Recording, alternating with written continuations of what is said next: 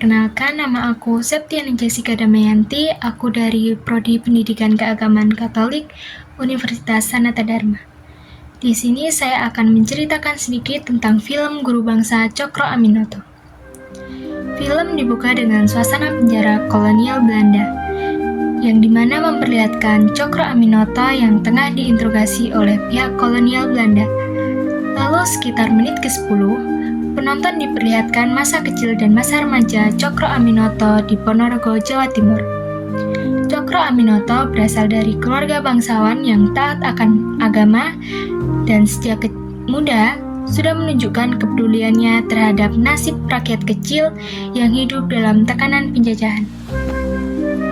Lalu pada menit ke-20 hingga 40, pada bagian ini menunjukkan di mana Cokro Aminoto mulai menyadari ketimpangan sosial antara kaum pribumi dengan kolonial.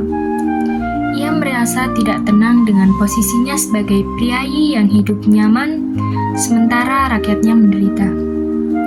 Lalu sekitar menit ke-30, ia memutuskan untuk meninggalkan status bangsawan dan pindah ke Surabaya untuk mencari makna hidup serta melihat kenyataan sosial secara langsung. Di kota ini, ia hidup sederhana dan mulai terlibat dalam berbagai diskusi serta pergerakan rakyat. Lalu pada menit ke-40 hingga ke-70, di Surabaya Cokro Aminoto bertemu oleh para pedagang dan aktivis yang mendirikan Serikat Dagang Islam atau yang biasa disebut SDI. Melihat potensi besar gerakan ini, ia membantu mengubahnya menjadi Serikat Islam, organisasi sosial politik yang memperjuangkan keadilan bagi pribumi. Lalu pada menit ke-50, menunjukkan bagaimana SI berkembang pesat dengan ribuan anggota di seluruh Nusantara. Cokro mulai dikenal sebagai pemimpin yang bijak, religius, dan berwawasan luas. Sering berpidato, menyerukan persatuan dan pendidikan bagi masyarakat.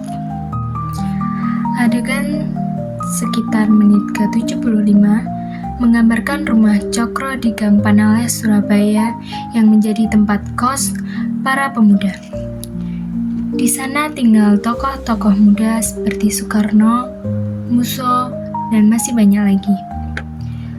Rumah itu bukan sekedar tempat tinggal saja, tetapi juga menjadi pusat diskusi ideologi, tempat tumbuhnya gagasan tentang kemerdekaan, Islam, dan sosialisme.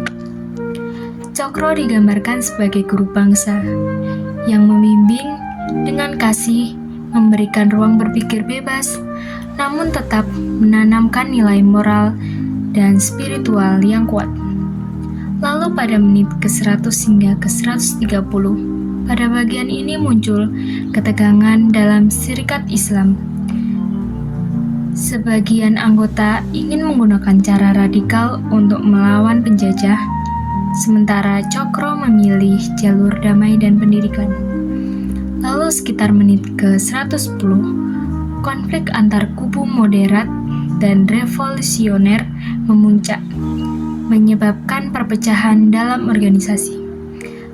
Sementara itu, pemerintahan kolonial semakin menekan gerakan nasionalisme.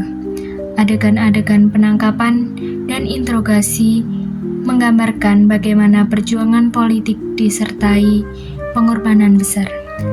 Lalu film ditutup dengan adegan simbolis, murid-muridnya meneruskan perjuangan, menandakan bahwa cita-cita kemerdekaan yang ia ajarkan akan terus hidup. Lalu untuk pesan dan makna dari film Cokro Aminoto ini yaitu film ini menonjolkan Cokro Aminoto bukan hanya sebagai pemimpin politik, tetapi sebagai pendidik, inspirator, dan pembentuk karakter bangsa. Ia mengajarkan bahwa perjuangan tidak harus dengan kekerasan, tetapi melalui pendidikan, kesadaran, dan persatuan umat.